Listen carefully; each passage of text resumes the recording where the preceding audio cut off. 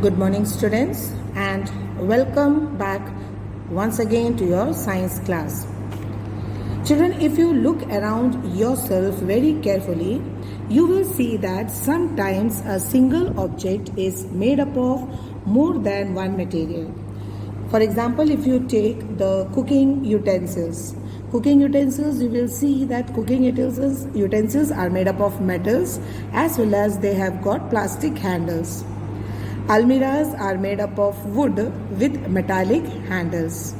Okay, then in the same way, this pencil, you can see my pencil. This pencil is made up, it consists of wood. Then what does it have in the middle? The ones with which we are writing, that is lead. Okay, this is lead. So it has got more than two materials, isn't it? Then you have got, see, it is made up, contains wood, writing lead, and it has been painted. If you see it has been painted also. Okay, so it is using different materials. So there are some examples again given here which uses different materials. Okay, you have to write it. For example, pencil, just now I showed you, it consists of wood, it consists of lead, and it consists of painting on top surface. Calendar also in the same way, paper, plastic. What about bicycle? If you look at a bicycle is made up of metals. Okay, what about the handles? The handles are plastic. The seat consists of foam or sponge. Okay, then it is covered with plastic, or it has been painted also. So many things are used to make a bicycle. Here in the same way, in this lampshade, the lampshade which is given in your book, what is this made up of? The lower portion is metallic, then there is a bulb inside, okay, which is made of glass. Then this is made up of cloth. So many things have been used. So again, children, you will fill this table and you will complete the table. Objects are made up of what kind of different things. Clear? So now we come to the topic of the chapter, that is sorting. We had started. Now we will see what is classification of objects. Okay. Objects can be grouped together on the basis of variety of considerations. You can take variety of consideration.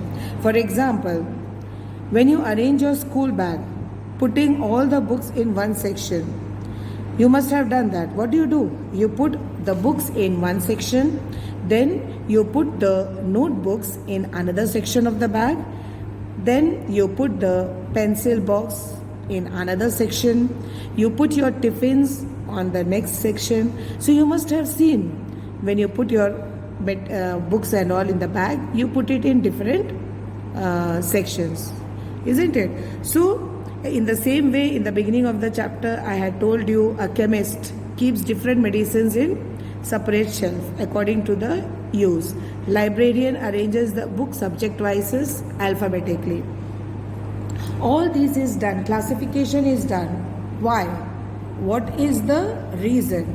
Have you ever thought what is the purpose and need of such kind of grouping? See, it is done. Grouping is done because it helps in sorting out the objects. Okay, it is very easy for you to find out the objects. It is easier to locate any object quickly. That means it is saving time. You know, when you open your bag, you all know where you will find the book, in which column you will find the copy, in which column you will find your tiffin. So you see, children, it is very easy to locate, saves time. It is convenient to arrange things systematically. Okay, when you group things, what will you do? You will arrange the things systematically. And when you arrange systematically, it will help to identify any object. Very easily you can identify what kind of object is this. It helps in systematic knowledge about things. It makes study of different objects easier. If you have to study about different objects, it will make it easier. It helps to understand similarities and dissimilarities. Okay, you can find out what are the similarities or what are the dissimilarities. and it able to differentiate between members of different groups. You can very easily differentiate between members of different groups. So such a method of grouping similar things together is called as classification. When you are grouping similar things together, that is called as classification. Okay, or in other words, the process of sorting out and grouping things according to some basis or criteria. What can be the basis? The basis can be according to the metals, their colors, or alphabetical order, or according to the materials. Okay, so what is classification? Classification is the process of sorting out, alag karna, and grouping things on according to some basis. Okay, and this can be done on the basis of similarities and dissimilarities.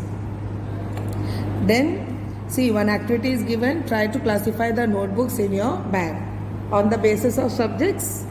You classify it, and on the basis of homework and classwork notebooks. You all classify it according to books and notebooks, or according to homework and classwork. Okay. So I hope, children, that this much is clear to all of you. The rest we will continue in the next video. Thank you and be safe.